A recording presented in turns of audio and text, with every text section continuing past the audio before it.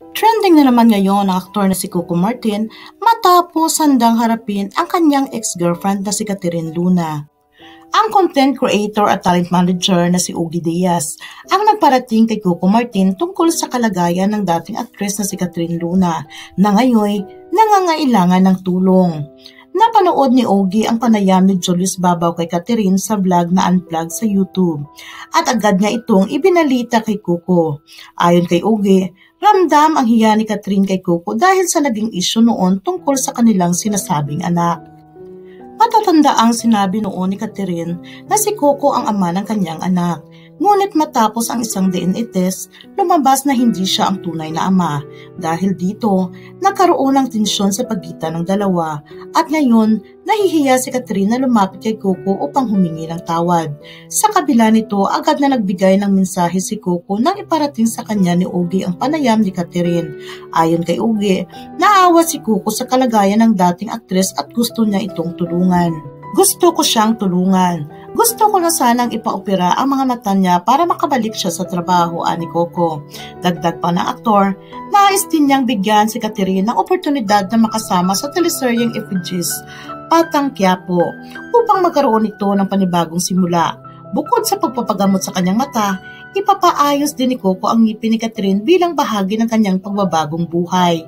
Gayunpaman, may isang hiling si Coco kay Catherine. Sana maipangako niya sa akin na aayusin niya na ang buhay niya at hindi na siya babalik sa kanyang dating bisyo.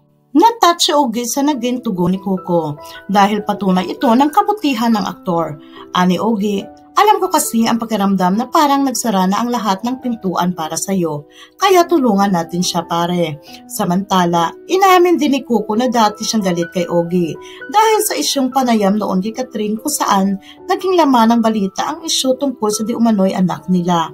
Naalala ko dati, galit na galit ako sa'yo kasi ikaw ang nag-interview kay Catherine at parang ginagatungan mo pa, biro ni Coco kay Ogie. Hindi naman inakala ng dalawa na sa bandang huli magiging magkumpare pa sila. Nabanggit din ni Ogie na habang nasa kulungan si Catherine, natutunan itong magdasal, magnobena at magrosaryo. Ayon kay Ogie, maaaring naging instrumento si Coco sa pagbabagong buhay ni Catherine at ngayon ay bibigyan siya ng pagkakataon para makabangon muli. Sa kabilang banda, sinabi rin ni Catherine kay Ogie na sobra siyang nahiya kay Coco. Okay lang kung wala, hindi ko naaasahan. Pero kung may tulong, maraming salamat. Pakisabi kay Coco na sobrang thank you, ani Catherine. Pinayuhan naman siya ni Ogie na huwag nang sayangin ang bagong oportunidad. Mare, huwag mo nang sayangin ang tulong ni Coco. Iniisip niya pa rin kayo kahit noon pa. Tulungan mo pa rin ang sarili mo, anya. Sa huli, isang magandang patunay ito kung bakit patuloy na pinagpala si Coco Martin. Ayon kay Ogie, napaka-grateful niyang tao at hindi niya makakalimutan ang mga taong minsan niyang nakasama sa buhay. Tunay nga isang inspirasyon si Coco Martin hindi lang bilang isang magaling na aktor at direktor, kundi bilang isang taong handang tumulong at magpatawad sa kabila ng nakaraan.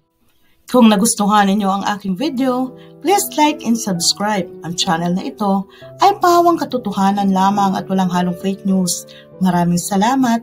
Ingat!